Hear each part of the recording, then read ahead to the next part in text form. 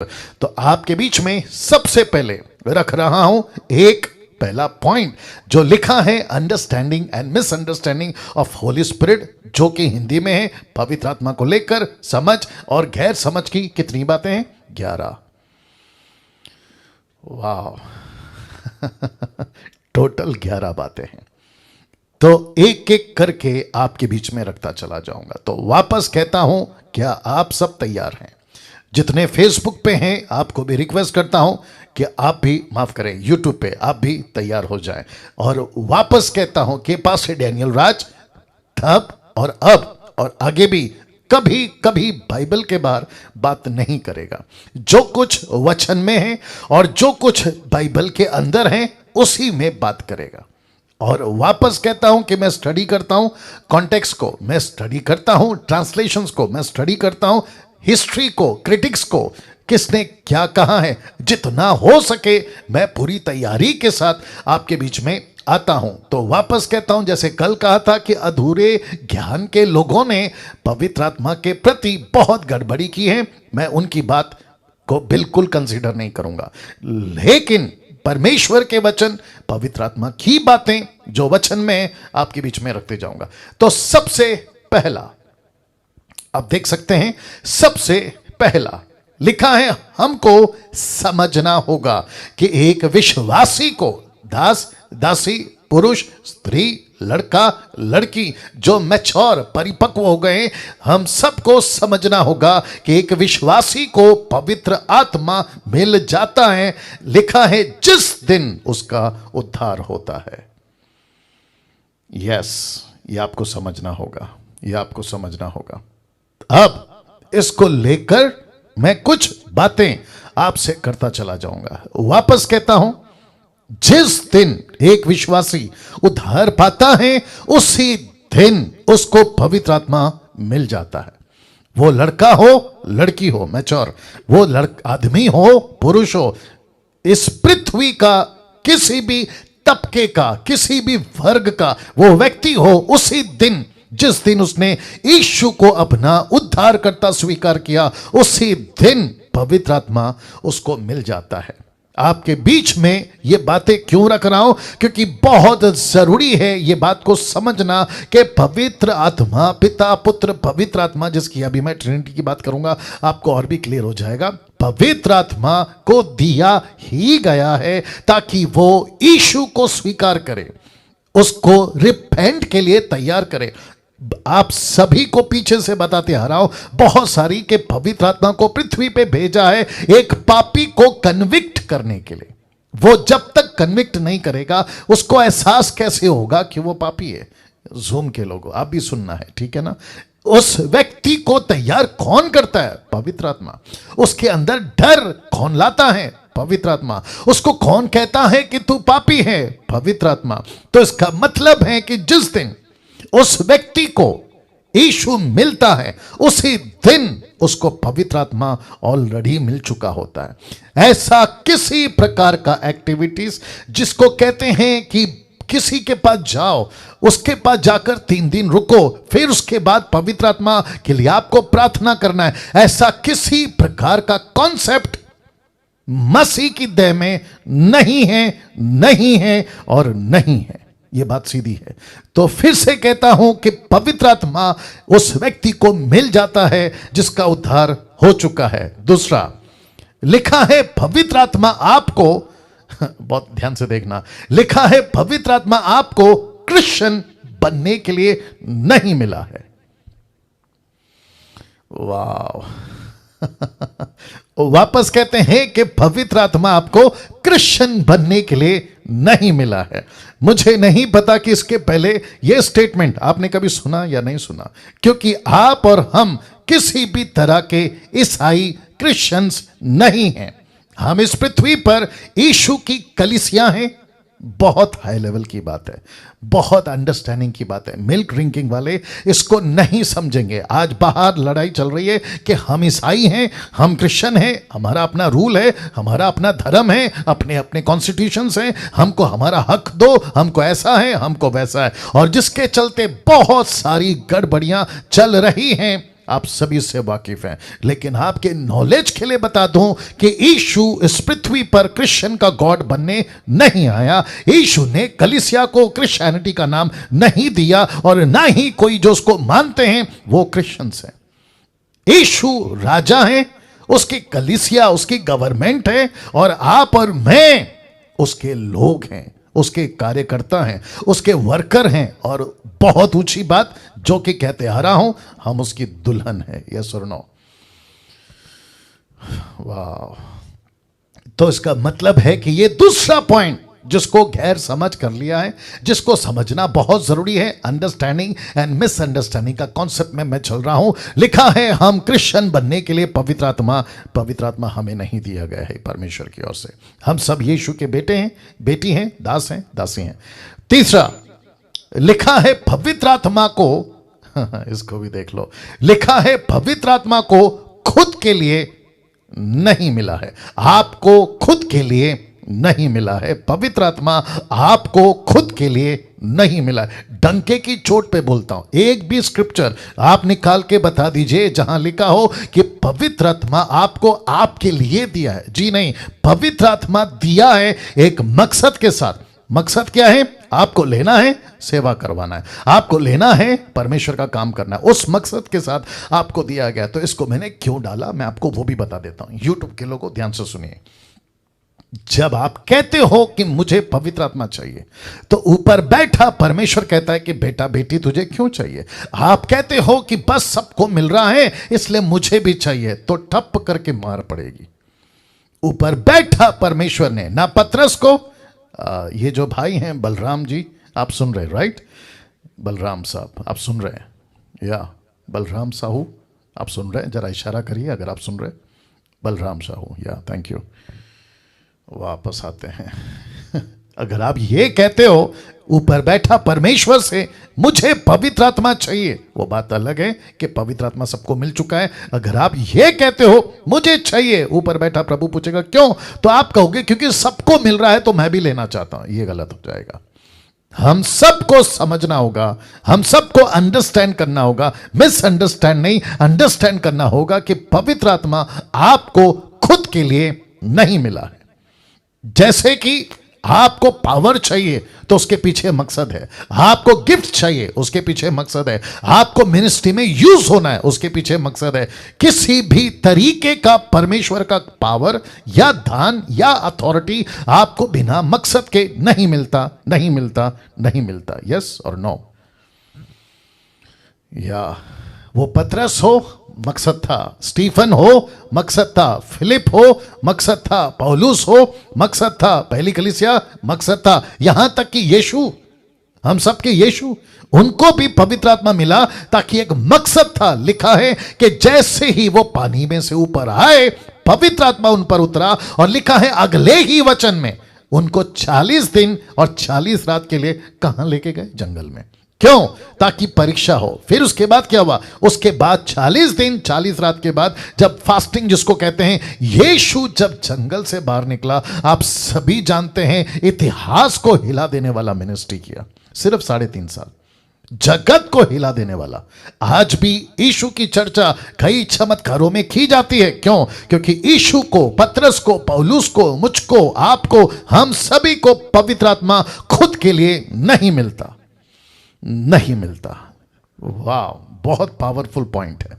आप कितने लोग इसको हजम करेंगे मुझे नहीं मालूम, लेकिन यह सच है। आपको पवित्र आत्मा खुद के लिए नहीं मिलता। अगर आप मुझे पूछोगे, जो कि मैं रेफरेंस रखूंगा, आप अगर मुझे पूछोगे पास्टर डैनियल फिर क्यों मिलता है, सिर्फ एक ही कारण है, आपको लेकर कलीसिया में काम करवाना। That's it. आपको लेकर कलीसिया में काम करवाना, ठीक है ना? चौथा, लिखा है पवित्र आत्मा आपके यह भी इंपॉर्टेंट है, पवित्र आत्मा आपके मर्जी से काम नहीं करेगा, आपकी मर्जी से काम नहीं करेगा। Wonderful Jesus. रिपीट करता हूं, पवित्र आत्मा आपके मर्जी से काम नहीं करेगा। आप ऐसे नहीं कह सकते आज मेरी मीटिंग है आ जाना, वो नहीं आएगा। अगर उसकी मर्जी है आपको पूछना होगा आज की मीटिंग है जाऊं कि नहीं।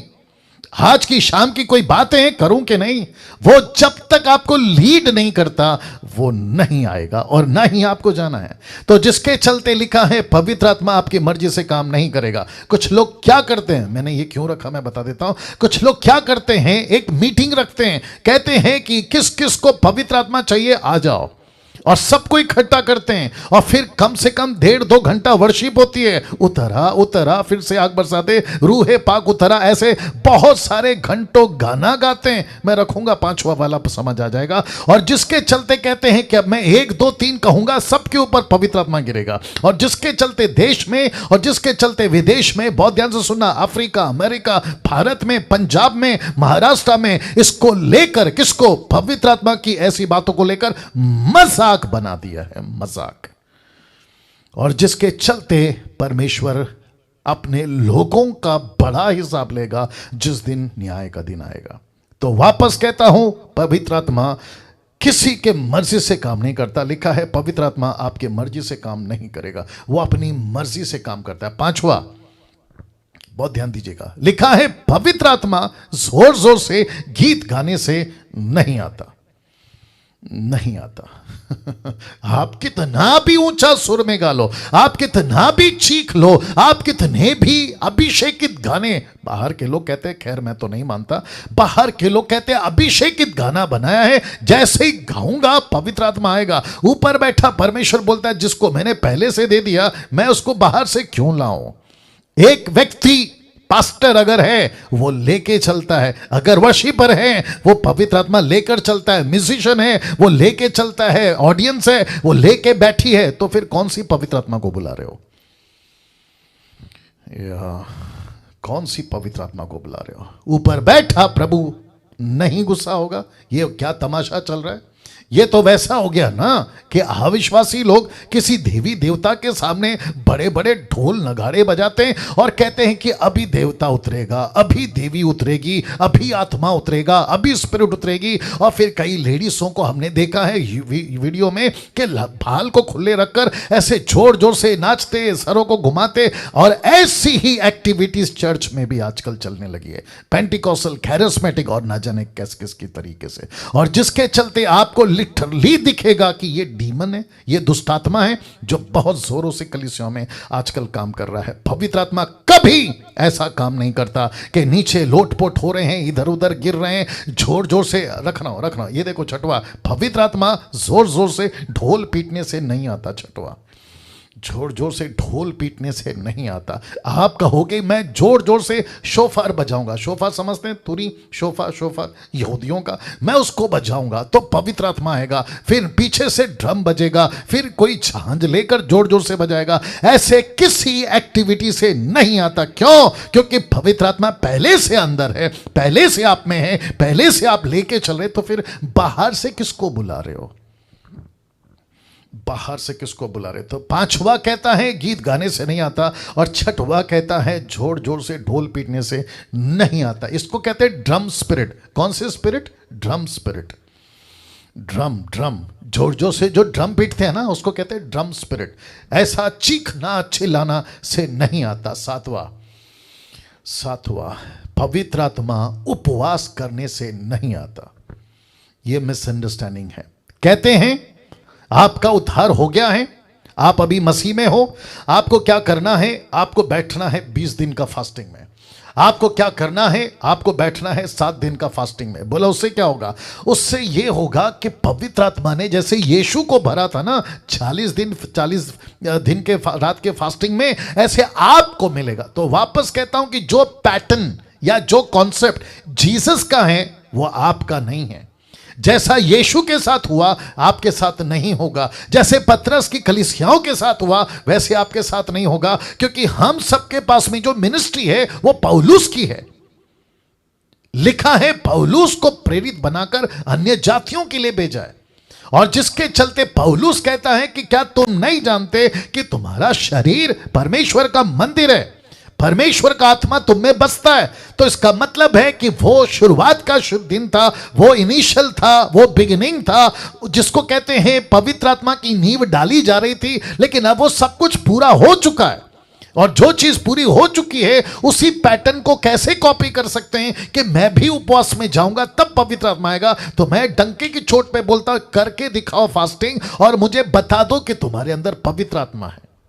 नहीं कर पाओगे। अब आप पूछोगे पास्टर डैनियल आपको कैसे मालूम? क्योंकि मैं इन सबको जानता हूं जो ये दावा करते हैं ना कि मैं 10 दिन का फास्टिंग में था, मैं 20 दिन का फास्टिंग में था, मैं 30 दिन का, 40 दिन का, कुछ लोग तो हद कर दिए 80 दिन का फास्टिंग में।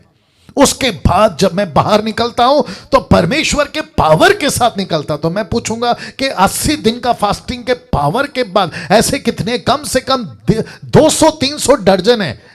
मैं रिपीट करूं, आपने नहीं सुना शायद, कितने 200-300 दर्जन है जिनको मैं जानता हूं नाम के साथ। ऐसे फास्टिंग का दावा करके बाहर निकले, लेकिन कुछ दिनों के बाद में व्यभिचार में फंस गए, लालच में फंस गए, पैसे के चक्कर में फंस गए, मिनिस्ट्री बंद हो गई। ऐसों को भी जानता हूं। तो मेरा प्रश्न है कि फास्टिंग के बाद तुमको कौन सा स्पिरिट मिला था? या कितने लोग समझ रहे मैं क्या बात कर रहा हूं? आपको अगर उपवास करना है ना तो किसी व्यक्ति को बदलने के लिए उपवास करिए। आपको उपवास करना है तो पूरा का पूरा गांव प्रभु में आए उसके लिए उपवास करिए। लेकिन जिस चीज के लिए उपवास नहीं करना है, पवित्र आत्मा आपके अंदर ऑलरेडी है, आप उसके लिए उपवास क्यों कर रहे हैं? मूर्खता, मूर्खता, मूर्खता है ये। This is totally nonsense and totally foolish. अगर किसी को मेरी बात पसंद नहीं आ रही है, अगले हफ्ते से डीटी में मत आइए। सीधी बात, मत आइए। वापस कहता हूं, पवित्र आत्मा को पाने के लिए उपवास नहीं करना है। यूट्यूब के लोगों आपको भी कह रहा हूं, क्योंकि पवित्र आत्मा ऑलरेडी आपके अंदर है। मुझे नहीं, मुझे एक रेफरेंस निकाल के बता दो। कितना? एक रेफरेंस जहां लिखा हो कि पवित्र आत्मा के लिए आपको उपवास करना है। मैं वापस कहता हूं, मैं फेसबुक और यूट्यूब पे आना छोड़ दूंगा। कम ऑन, ओपन चैलेंज है, निकाल के बताइए जहां पे लिखा हो कि उपवास के लिए आपको, पवित्र आत्मा के लिए आपको उपवास करना है। निकाल के बताइए। कोई निकाल के बताएगा? या वो जो व्हाट्सअप कर दीजिए, यहां तक कि भी जूम से भी जी। तो फिर वापस कहूंगा जो मैंने कल कहा था, जिसको 18 पता है उसको 17 नहीं सिखाते। 19 सिखाओ, मैं बैठ के सीखूंगा। 8वां 8 लिखा है पवित्र आत्मा, आप पवित्र आत्मा के वरदानों को देख लीजिएगा, जबरदस्ती नहीं पा सकते। जबरदस्ती नहीं पा सकते। मुझे छंगाई का दान दे दो, जैसे वो आया था ना, उसका नाम क्या था? साइमन जादूगर, पतरस के पास पैसे लाकर कहता है कि मुझे भी ये दे दो ताकि मैं जिस किसी के ऊपर हाथ रखूं उसको पवित्र आत्मा मिल जाए। तो वो तो आपको पता है कि कहानी क्या हो गई। वो तो शुक्र है कि वो बच गया। लेकिन यहां लिखा है कि आप पवित्र आत्मा के वरदानों को जबरदस्ती नहीं पा सकते। और ऐसे कितने सारे लोग हैं कहते हैं कि चंगाई का दान मांगो, भविष्यवाणी का दान मांगो, परमेश्वर से अन्य भाषा का दान मांगो, परमेश्वर से प्रकाशन का दान मांगो। बैठो घंटों रोते रहते हैं। कई महिलाएं, कई पुरुष, कई सेवक ऐसे बैठ कर डिप्रेशन में चले गए क्योंकि नहीं मिल रहा है।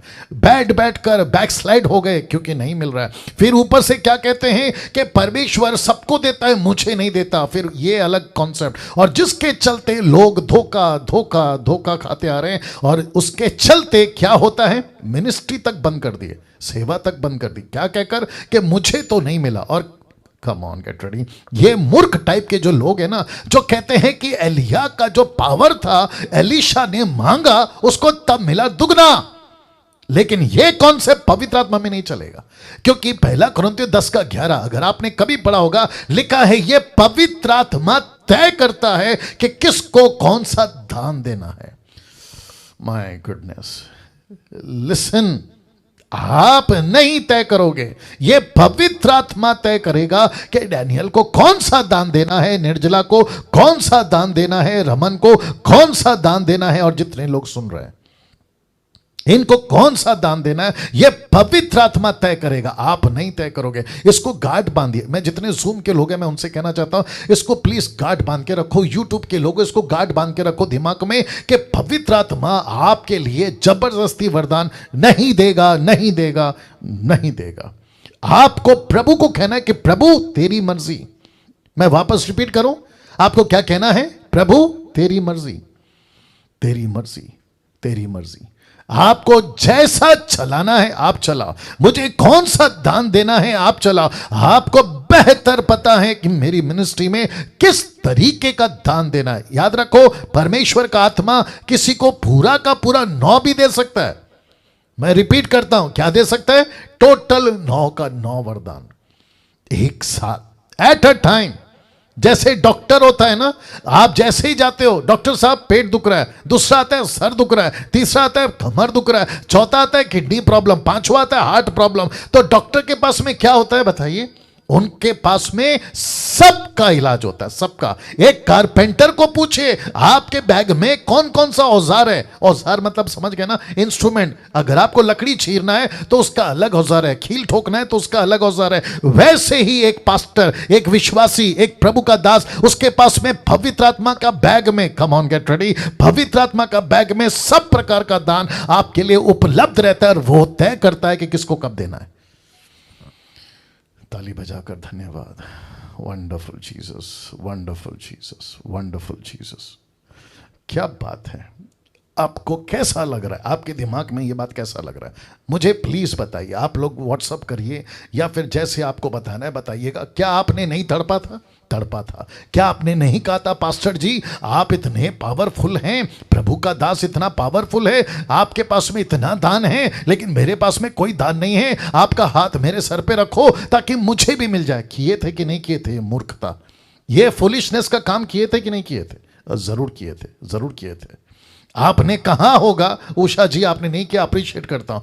आपने कहा होगा कि प्रभु के दास आप तो इतने पावरफुल हैं, आपने मुर्दे जिंदा किए। मैं भी करूंगा, मैं भी करूंगा, मैं भी करूंगा। मैं रिपीट करता हूं, बहुत ध्यान से सुनना, फर्स्ट टाइम बोल रहा हूं। किसी मिनिस्ट्री की लालच मत रखो, किसी पास्टर के डुप्लीकेट की लालच मत रखो, किसी को यह मत कहो कि आपके अंदर जैसा है वैसा मुझे भी चाहिए। आपके अंदर लालच पवित्र आत्मा की होनी चाहिए, आपके अंदर तड़प पवित्र आत्मा की होनी चाहिए। आपको कहना है कि प्रभु मैं आपके पीछे भागूंगा, ना कि सेवक के पीछे, मैं आपके पीछे भागूंगा। और जब आप प्रभु के पीछे भागोगे, प्रभु को बेहतर पता है कि आपको क्या देना है और क्या नहीं देना है। 9वां, 9th लिखा है पवित्र आत्मा किसी के हाथ रखने से नहीं आता, किसी के हाथ रखने से नहीं आता। मैंने इसको क्यों रखा है मैं आपको बताना चाहता हूं। मैंने इसको इसलिए रखा है क्योंकि बहुत सारे लोगों के दिमाग में एक बात घूमती रहती है कि प्रभु का दास कब आएगा, परमेश्वर का अफ्रीका का दास कब आएगा, अमेरिका का दास कब आएगा, मैं उस बड़ी मीटिंग में कब जाऊंगा जहां पे बड़े बड़े सेवक आकर लोगों पर हाथ रखते हैं ताकि वो मुझ पे भी हाथ रखें और मुझे भी कुछ मिल जाए। ये वापस कहता हूं गलत है, गलत है, गलत है। आपको एक चीज समझाता हूं, आप लोग तैयार हैं? सब लोग तैयार हैं? एक चीज समझाता हूं आप लोगों को। जी मारिया राव आप तैयार हैं? आपको एक चीज समझाता हूं। जी देखिए, यीशु आपके अंदर पूरा है, परमेश्वर पिता आपके अंदर पूरा है, पवित्र आत्मा आपके अंदर पूरा है। तो फिर जब परमेश्वर इतना बड़ा आपके अंदर पूरा है तो किसी छोटे से हाथ के पीछे क्यों भाग रहे हो? वाह एक छोटे से हाथ के पीछे क्यों भाग रहे हो? ऐसा क्यों कहते हो कि जब तक वो हाथ नहीं रखेगा मेरे अंदर कोई चीज नहीं होगी? ये तुम्हारी बहुत बड़ी क्या है बोल दो? गलतफहमी। इसको क्या कहते हैं? मिसअंडरस्टैंडिंग। तो मैं कौन से पे बात कर रहा हूं? अंडरस्टैंडिंग एंड मिसअंडरस्टैंडिंग, समझ और गैर समझ। इस कॉन्सेप्ट में मैं चल रहा हूं अभी, जिसमें 11 बातें हैं, 9 अभी तक बता चुका हूं। तो वापस कहता हूं, खास करके पंजाब के लोग, एक कॉन्सेप्ट चलता है आप लोगों का, कहते हैं लेइंग हैंड्स। कौन सा हैंड्स? लेइंग हैंड्स, हाथ रखना, हाथ रखना। और उसके कितने पैसे हैं प्रभु के दास के हाथ रखने के? 15,000, 10,000। अरे बाप रे। और घंटों लाइन में वेट करो, घंटों लाइन में वेट करो। और आपका नंबर जब लगता है तो आपको लगता है कि वाह अभी मुझे पवित्र आत्मा मिल गया। ऊपर परमेश्वर बोलता है बेटा वो तो तेरे अंदर कब से है। 10वां लिखा है पवित्र आत्मा बेमतलब की भविष्यवाणी नहीं करवाता, बेमतलब की भविष्यवाणी नहीं करवाता। जैसे कि आपके मोबाइल का number, car number plate, number plate, car number plate, और ना ही आपका डेट ऑफ बर्थ बताते घूमता है। अब आप पूछना चाहोगे क्यों? मैं आपको बताता हूं। क्योंकि बीच में यह चलन बहुत चला था, पंजाब में चला था, मेरे मुंबई में चला था, महाराष्ट्र में चला था, यह चलन बहुत चला था और अफ्रीका से निकाला था यह चलन। कहते हैं आपके मोबाइल का नंबर टक टक टक टक बता दूंगा, आपके गाड़ी का नेम प्लेट, नंबर प्लेट माफ करें, टक टक टक टक बता दूंगा, डेट ऑफ बर्थ टक टक टक टक बता दूंगा।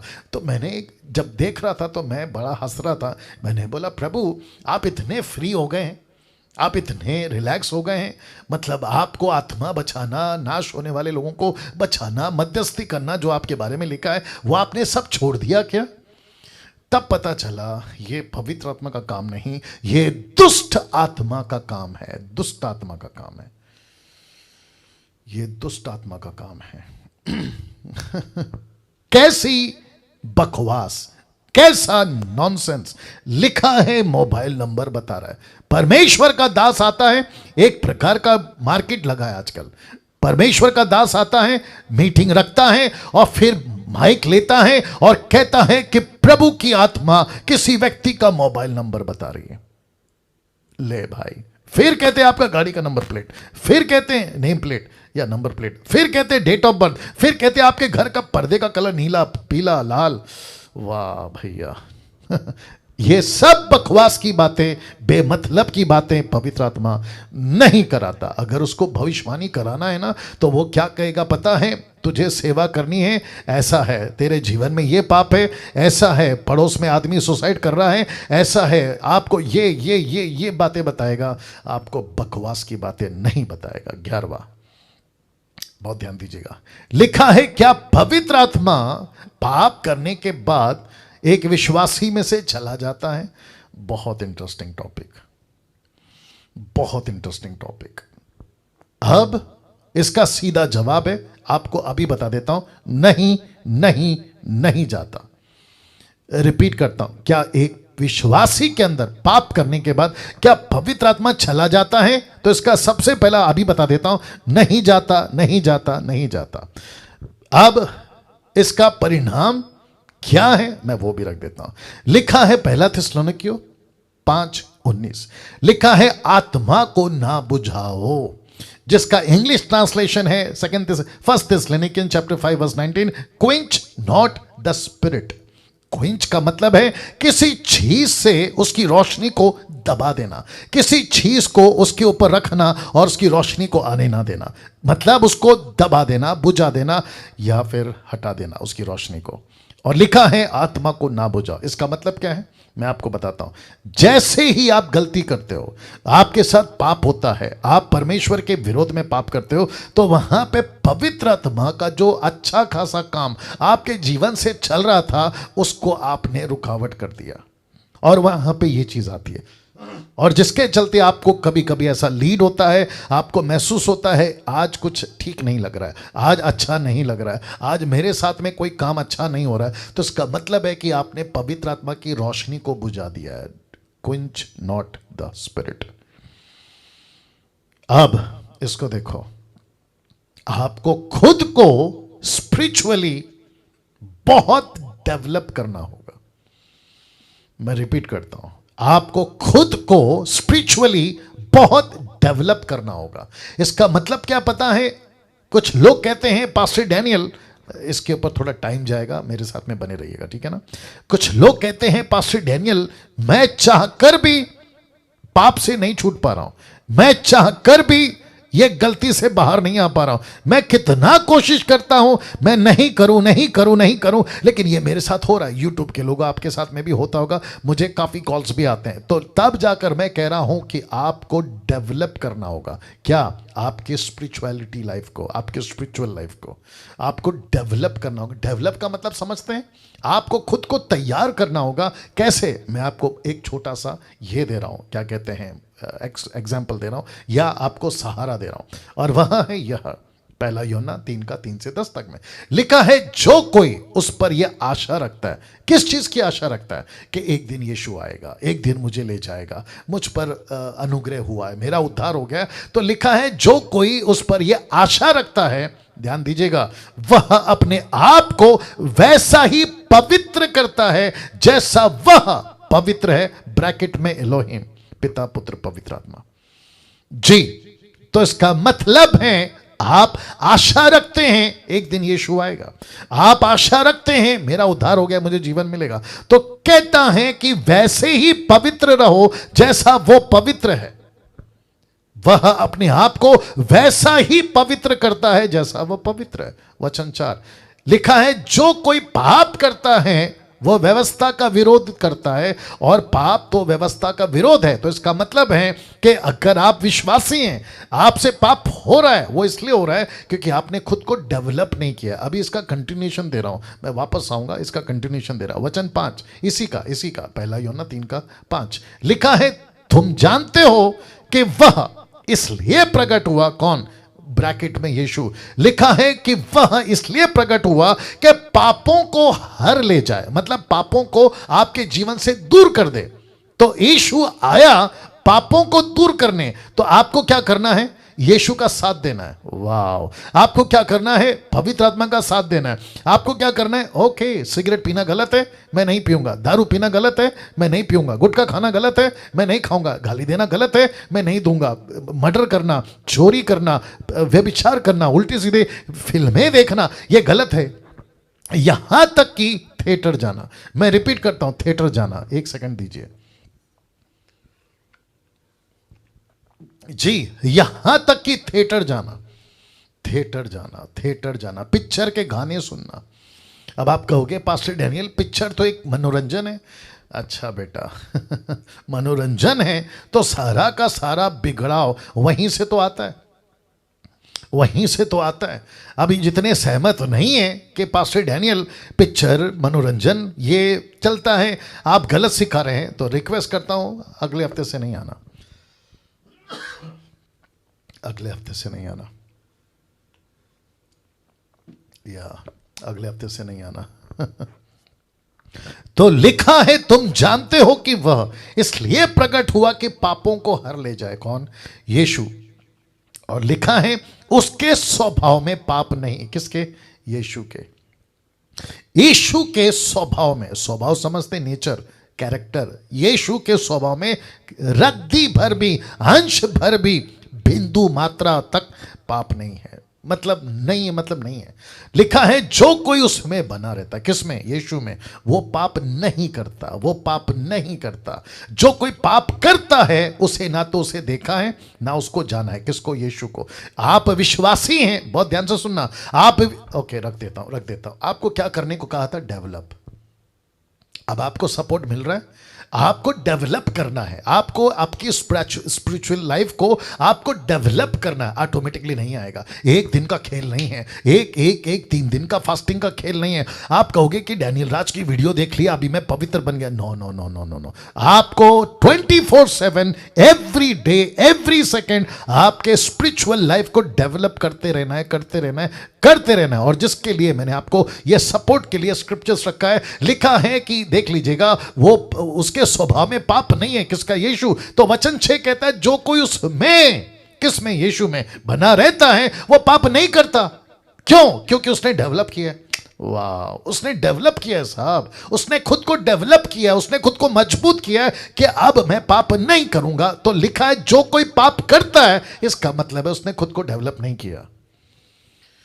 ओहो हो उसने खुद को डेवलप नहीं किया।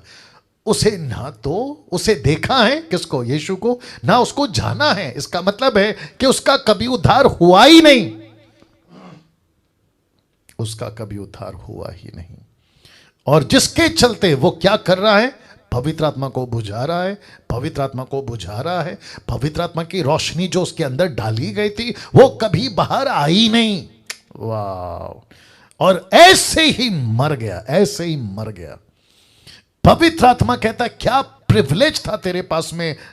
एक छोटा सा एग्जांपल दे सकता हूं, देता हूं, आपको अच्छा लगेगा। एक व्यक्ति था, आपको पता है, उसका नाम था एलीशा। उसका एक नौकर था, आपको याद है, गेहजी। उसको कहा गया था कि तेरा जो स्वामी है एलीशा आज नहीं तो कल बुढ़ा होकर मर जाएगा, लेकिन उसकी गद्दी, उसका जगह, उसका पद, उसका नेक्स्ट लीडर गेहजी तू बन सकता है। और ऐसी लिस्ट में वो था, इस लिस्ट में वो था। लेकिन आपको पता है किसके चलते वो नहीं आगे जा पाया, पाप क्या है? लालच। लालच क्या है? पैसे का, जिसके चलते जो रोशनी उसके अंदर थी उसने कभी कभी दूसरों तक नहीं पहुंचने दी। और देखो उसका अंत कैसे हुआ। पूरी जिंदगी नामान के डेवड़ी के पास, मतलब जिस नामान का कोड उसको लगा था ना, उसी की डेवड़ी, डेवड़ी समझते, सीढ़ी, छोड़ो यार, उसके दरवाजे के पास उसकी एलिशा की कहानी सुनाते, पूरी जिंदगी उसने खराब कर दी। ऐसे लोग आज भी हैं, ऐसे लोग आज भी हैं। कैसे बोलूं, कैसे बोलूं? लिसन, रेफरेंस कहाँ है? आई थिंक पहला कुरिन्थियों 4 अध्याय या 3 अध्याय में लिखा है। वो पौलुस कहता है तू दूसरों को कहता है दारू नहीं पीना, लेकिन तू खुद पीता है। दूसरों को कहता है सिगरेट नहीं पीना, तू खुद पीता है। दूसरों को कहता है व्यभिचार नहीं करना, तू खुद करता है। दूसरों को कहता है मूर्ति पूजा नहीं करना, तू खुद करता है। तो इसका मतलब क्या हो गया कि तू दूसरों को कहता है लेकिन खुद नहीं करता।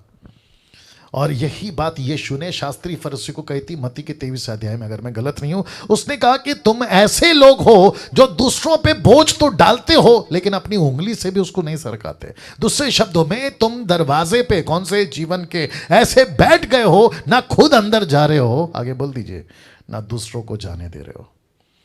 अब बताइए, तो जिसके चलते यहां क्या लिखा है? जो उसमें बना रहता है वो पाप नहीं करता। अब लिखा है 7, वचन 7 लिखा है, बालकों, हे बालकों, किसी के बरमाने में नहीं आना, मतलब किसी के धोखे में नहीं आना। जो धर्म के काम करता है वही उसकी नई धर्मी है। मतलब आपके जो काम है ना, राइचस वर्क जिसको कहते हैं, आप जैसा जियोगे, आप जैसा करोगे, आप उसी के अनुसार जीते रहोगे। आप अच्छा काम करोगे, अच्छे रहोगे। आपका स्वभाव, आपका नेचर, आपकी बातें, आपका रहन सहन, आपका कैरेक्टर, आपका चरित्र, याद होगा ना, कैरेक्टर के ऊपर बात किया है मैंने। ऐसे करते आप उसी के ऊपर होगे तो वैसे ही जियोगे। वचन 8 कहता है, जो कोई पाप करता है, माय गुडनेस गेट रेडी, जो कोई पाप करता है वो शैतान की ओर से है, क्योंकि शैतान आरंभ ही से पाप करता आया है।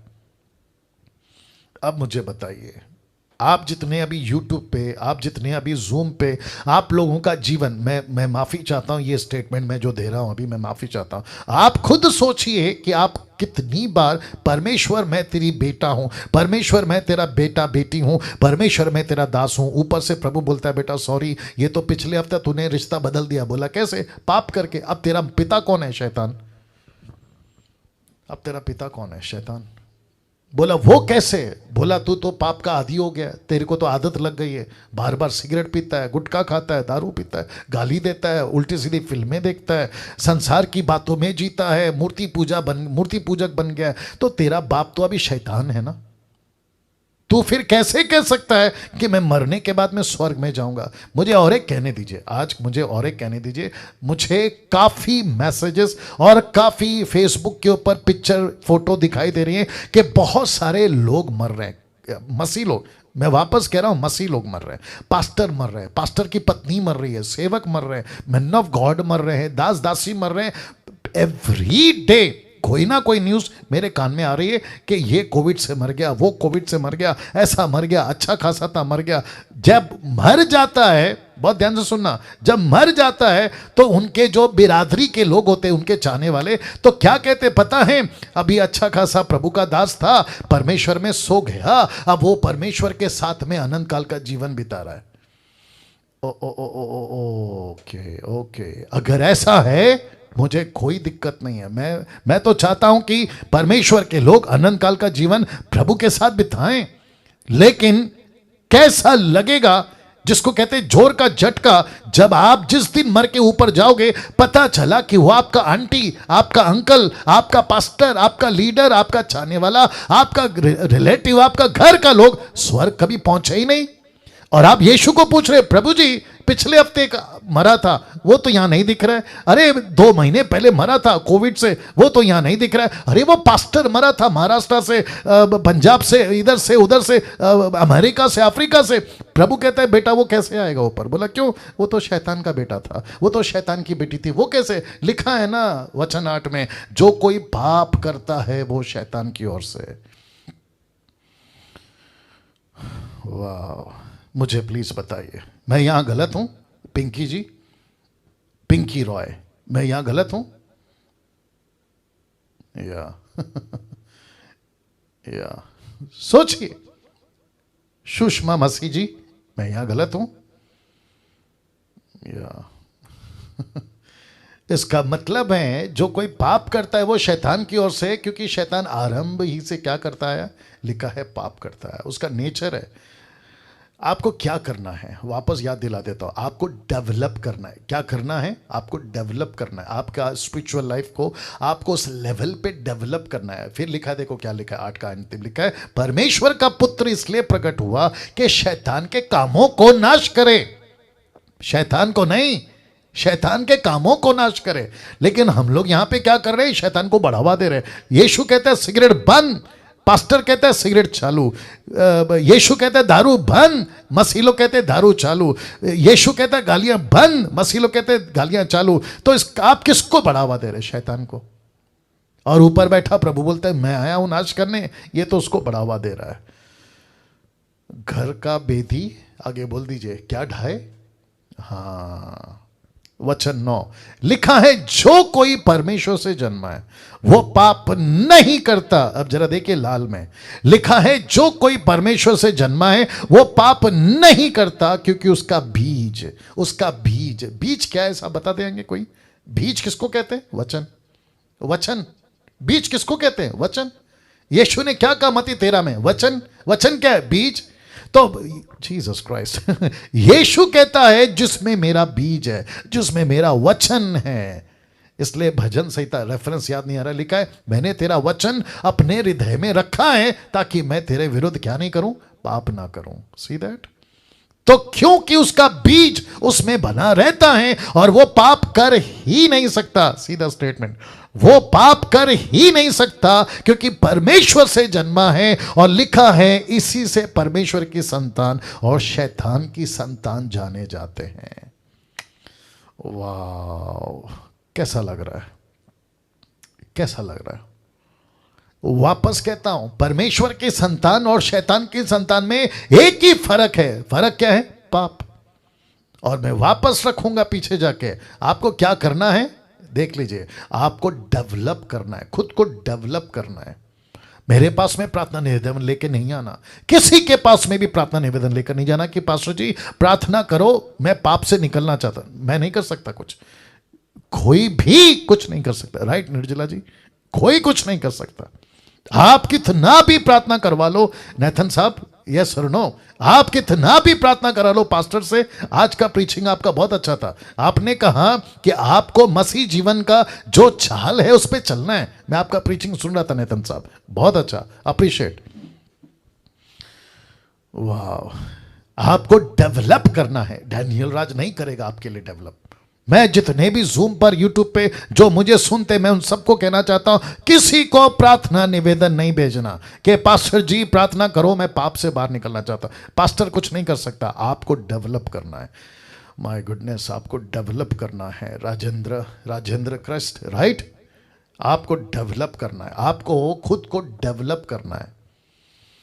और जिसके चलते ये वचन मैंने रखे हैं, क्या गजब का वचन है। देखो लास्ट में क्या कहता है, इसी से परमेश्वर की संतान और शैतान की संतान जाने जाते हैं। पाप करने वाला पास्टर भी हो सकता है, इसलिए लिखा है पाप सिर्फ व्यभिचार नहीं है, सिर्फ व्यभिचार नहीं है, वो हर चीज पाप है जो परमेश्वर को पसंद नहीं है। वो हर चीज पाप है, कुछ भी हो, जो चीज परमेश्वर को पसंद नहीं वो सिन है, वो पाप है। और ऐसा करने वाला सिर्फ ये नहीं है कि चर्च का मेंबर, चर्च का लड़का लड़की, नहीं, मैं सेवकों की भी बात कर रहा हूँ, बड़े बड़े सेवकों की बात कर रहा हूँ, इंटरनेशनल लेवल पे बात कर रहा हूँ, नेशनल लेवल पे बात कर रहा हूँ। तो we have to be very careful. तो वापस कहता हूँ, क्या पवित्र आत्मा चला जाता है? नहीं जाता, लेकिन वो क्या करता है, अपनी रोशनी बंद कर देता है। अगर रोशनी बंद, तो मतलब क्या हुआ, आपको मार्गदर्शन कौन दिखाएगा। तो आपको क्या करना है, आपको कोशिश करनी है। इसलिए तो लिखा है, माफी चाहता हूं, वापस रखना पड़ेगा। इसलिए तो लिखा है कि जो कोई परमेश्वर से जन्मा है पाप नहीं करता, क्योंकि उसका बीज उसमें बना रहता है। उसका बीज